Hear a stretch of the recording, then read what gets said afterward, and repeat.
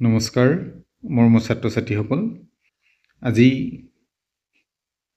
শংকৰদেৱ শিশু বিদ্যা নিকেতনৰ বাৰ্ষিক পৰীক্ষাৰ 2021 চনৰ প্ৰশ্নপত্ৰখন আগবঢ়োৱা হৈছে গতিকে তোমালোকে প্ৰশ্নপত্ৰখন ভাল ধৰণে চাবা প্ৰথমতে দিয়া হৈছে মাতৃভাষায়াম অনুবাদং কুৰুত মাতৃভাষালৈ অনুবাদ কৰিব লাগে কেইটামান খণ্ড দি দিয়া হয় যিকেইটা খণ্ডৰ পৰা আমি অসমীয়াত কি হ'ব তাৰ অনুবাদ কৰিব লাগে ইতিমধ্যে পাঠসমূহৰ প্ৰতিটো পাঠৰ অনুবাদ দিয়া আছে গতিকে পাঠৰ মাজৰ পৰা যিটো খণ্ডই দিয়া হয় সেইটো খণ্ডই অনুবাদ কৰিব লাগে প্ৰথমটো দিয়া আছে স আৱশ্যকতা পুৰোহিতুম বনানাং স্থানে ভৱনানি যন্ত্ৰশালা নূতন সমাৰ্গাহ अस्माभिः নিৰ্মীয়তে নিজৰ আৱশ্যকতা পূৰণ কৰিবৰ কাৰণে অৰণ্যৰ ঠাইত ঘৰ দুৱাৰ যন্ত্ৰশালা আৰু নতুন পথ আদি নিৰ্মাণ কৰা আমাৰ দ্বাৰা হৈছে এতেন পৰ্যাবৰস্য স্বাভাৱিকতা নষ্ট ভৱতি ইয়াৰ জৰিয়তে পৰিৱেশৰ যি স্বাভাৱিকতা সেয়া নষ্ট হৈছে বনানাং বৃক্ষানাং চ পাতনেন ভূমি প্ৰতিদিনম আৱৰণহীনা ভৱতি অৰণ্যসমূহ আৰু গছ-গছনিসমূহ ধ্বংস কৰাৰ ফলত অৰণ্যখন মাটিভাগ সদায় আৱৰণহীন হৈ পৰিছে আৱৰণহীনা ভূমি পৰ্যাপ্ত জলং অৱশোষয়িতুম অসমৰ্থ ভৱতি আৰু এই আৱৰণহীন ভূমিভাগৰ কাৰণে কি হৈছে গছ-গছনিবোৰ নোহোৱাৰ কাৰণে যিমান পৰিমাণৰ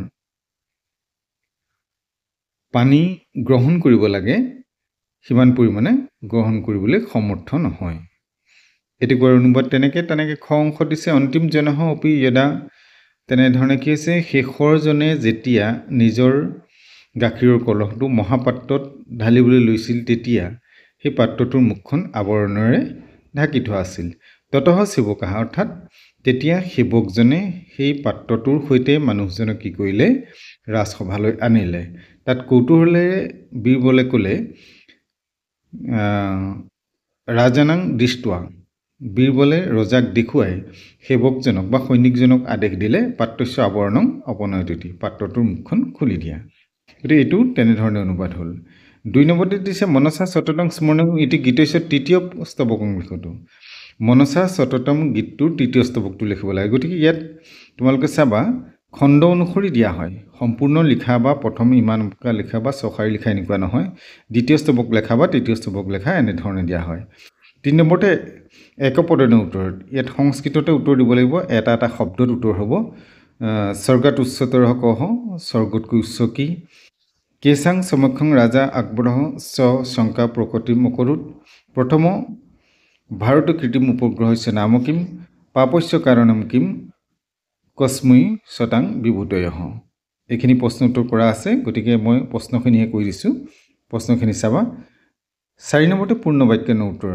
অৰ্থাৎ সম্পূৰ্ণ বাক্যৰ উত্তৰ দিব লাগে বীৰবলহ বিশ্বাসপূৰ্বকং কিম অকথয়ত বীৰবলে বিশ্বাসেৰে কি কৈছিলে খত দি আছে কিদিসং মিত্ৰং বৰ্জিত কেনেকুৱা ধৰণৰ বন্ধু ত্যাগ কৰিব লাগে বিশ্ব কুম্ভম পয়ু মুখম মিত্ৰম বৰ্জিত কেশাং তু বসুধৈব কুটুম্বকম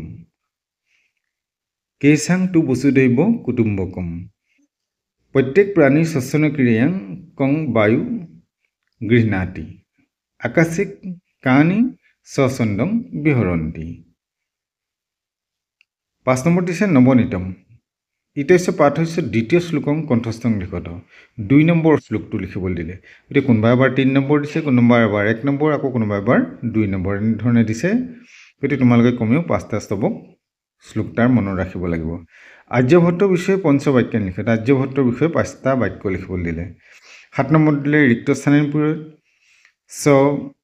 ষষ্ঠ পৰ্যাবৰণ অস্মাকং জীৱনস্য আধাৰহ অস্তি শৰীৰ মাধ্যম খলু ধৰ্ম সাধনম সত্যমেৱ জয়তে না নিতম শব্দাৰ্থ লিখত পাদপাহা মানে গছ-গছনি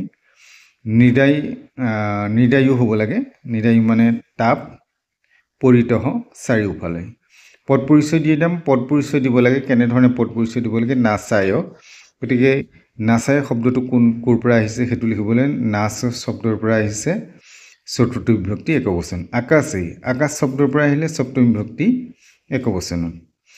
10 নম্বৰ দিলে ৰেখাংকিত পদমাশ্ৰিত প্ৰশ্ন নিৰ্মাণ কৰিব। যিকেইটা শব্দৰ তলত ৰেখা অংকন কৰা আছে সেই শব্দকেইটা সলনি কৰি পেলাই প্ৰশ্ন নিৰ্মাণ কৰিব লাগে। যেনেকৈ আশ্চৰ্যচকিত ৰাজা অপিছত আশ্চৰ্যচকিত কহ অপিছত প্ৰশ্নবোধক চিন শেষত লগাব লাগিব। গতিকে প্ৰশ্নবোধক চিন যদি শেষত দিয়া নহয় তেতিয়াহ'লে বাক্যটো সম্পূৰ্ণ নহ'ব। দুগ্ধং মহাপাত্ৰে পাতয়িত তে ৰাজভৱনং প্ৰবিশন। দুগ্ধং মহাপাত্ৰে পাতয়িত তে কুত্ৰ প্ৰবিশন। পৃথিৱ্যা ছায়া ছন্দস্য উপৰি আপততি। কৈছা ছায়া ছন্দস্য উপৰি আপততি। সমাৰ্থক শব্দ লিখিব লাগে। তাৰপিছত দিলে জনানাং বায়ু জনানাং মনুষ্যানাং বায়ু বায়ু শব্দটোৰ প্ৰতি শব্দ তেনেকৈ লিখিব লাগিব। বিলোম মানস শব্দ লিখোঁতে বিপৰীত শব্দ লিখিব লাগে। পৰ্যাপ্তম অপৰ্যাপ্তম নূতনা পুৰাতনা। শব্দাৰ্থ শব্দৰূপ লিখোঁতে শব্দৰূপ লিখিব দিছে য়দ পুলিংগে অথবা এক শব্দ ত্ৰিশূলিংগে তিনিওটা লিংগত লিখিব লাগে। তাৰপিছত দিলে ধাতুৰ লিখোঁতে ধাতুৰ লিখিব লাগে। পা ধাতুৰ দিছে লং লকাৰ, গম ধাতুৰ লোট লকাৰ, দা ধাতু লিট লকাৰ তিনিওটাই লিখিব লাগিব। গতিকে ইয়াত অথবা নাই। 15 নম্বৰ দিলে বাক্যানি সংশোধ লিখোঁতে বাক্য সংশোধন কৰিব লাগে। মম প্ৰজাসু কোটিজনাহা নিষ্কপটাহা স্যাত আছে। গতিকে মম প্ৰজাসু কোটিজনাহা নিষ্কপটাহসু এইকেইটা পাঠভিত্তিক আছে। গতিকে পাঠটো চালে তোমালোকে পাবা অহং যথা কথায়ামি তথা ভৱান আদিশ্যতু আদিশ্যতু নয়তন্ত আছে টু হ'ব। উয়ম কিমৰ্থম অদ্য বিদ্যালয়ম ন গচ্ছতি আছে। উয়ম কিমৰ্থম অদ্য বিদ্যালয়ম ন গচ্ছত। 16 নম্বৰ দিছে একবচনে পৰিৱৰ্তনং কুৰুত। একবচনত পৰিৱৰ্তন কৰিব লাগে। মাৰ্গাহা মাৰ্গহ প্ৰাণীনাম প্ৰাণীহি নগৰেষু নগৰহ। তাৰপিছত দিলে সংস্কৃতলৈ অনুবাদ কৰিব লাগে। সংস্কৃত অনুবাদ সপ্তাহত 7 দিন সপ্তাহে সপ্তদিনানি ভৱন্তি। ল'ৰাবোৰে বিদ্যালয়লৈ গৈছে। বালকাহা বিদ্যালয়ং গচ্ছন্তি। কাইলৈ মই গুৱাহাটীলৈ যাম। স্বহ অহং গুৱাহাটীং গমিষ্যামি। তুমি কোন শ্ৰেণীত পঢ়া? ত্বম কস্য কক্ষায়াং পঠসি বা ভৱান কস্য কক্ষায়াং পঠসি। তোমালোকে সংস্কৃত পঢ়ানে? তোমালোকে উয়ং সংস্কৃতং পঠসি কিম এনেধৰণে হ'ব। তাৰপিছতে আছে পাঠ পঠনম আৰু চুটলেখনম। পাঠ পঢ়া আৰু চুটলেখ এইকেইটা আগতীয়াকৈ লোৱা হয় বা পৰীক্ষাৰ দিনাও দিয়াৰ ব্যৱস্থা থাকে। গতিকে ইতিমধ্যে হৈ গৈছে চাগে। প্ৰশ্নখন আৰম্ভণিৰ পৰা শেষলৈকে পুনৰ তোমালোকে কৰি চাবা।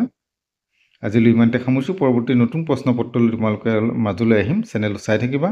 চেনেলটোত যদি নতুন এবাৰ ছাবস্ক্ৰাইব কৰি বেল আইকনটো প্ৰেছ কৰিলে নতুন নতুন পাঠসমূহ তোমালোকে লাভ কৰিবা।